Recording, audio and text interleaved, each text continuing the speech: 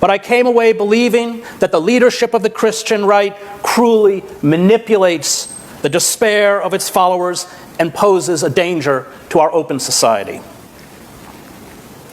Dr. James Luther Adams, my ethics professor at Harvard Divinity School, told us that when we were his age, he was then close to 80, we would all be fighting the Christian fascists. The warning, given to me more than 3 decades ago, came in a moment Pat Robertson and other radio and tele-evangelists began speaking about a new political religion that would direct its efforts at taking control of all institutions, including mainstream denominations, and finally the government. Its stated goal was to use the United States to create a global Christian empire.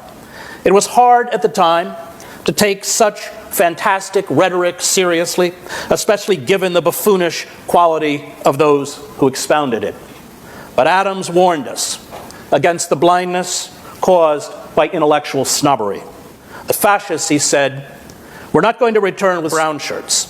Their ideological heirs would wrap fascism in the Christian cross and the American flag and hold mass recitations of the Pledge of Allegiance.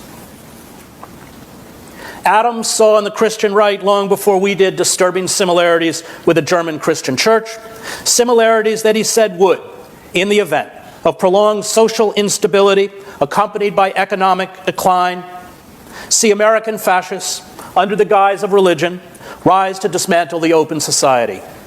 He despaired of liberals who, he said, as in Nazi Germany, mouthed platitudes about dialogue and inclusiveness that made them ineffectual and impotent.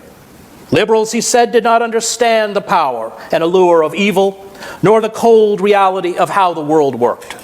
Like Bonhoeffer, he did not believe that those who would fight effectively in coming times of turmoil, a fight that for him was a fundamental part of the biblical call, would come from the church or the liberal, secular elite.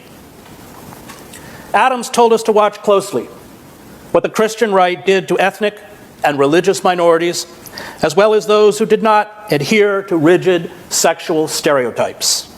He watched the Nazis use moral, quote-unquote, values to launch state repression of opponents. Hitler, days after he took power in 1933, imposed a ban on all homosexual and lesbian organizations. He ordered raids on places where homosexuals gathered, culminating with the ransacking of the Institute for Sexual Science in Berlin. Thousands of volumes from the Institute's library were tossed into a bonfire. The assault was cheered by the German churches. Adams said that the GBLTQ community, Muslims, immigrants, and poor people of color would be the first deviants singled out by the Christian right, but we would be the next. I remember thinking his warning was perhaps too apocalyptic. But nearly 4 decades later, the power brokers in the Christian right have moved from the fringes of society to the floor of the House of Representatives and the Senate, the White House, the judiciary, and major government departments.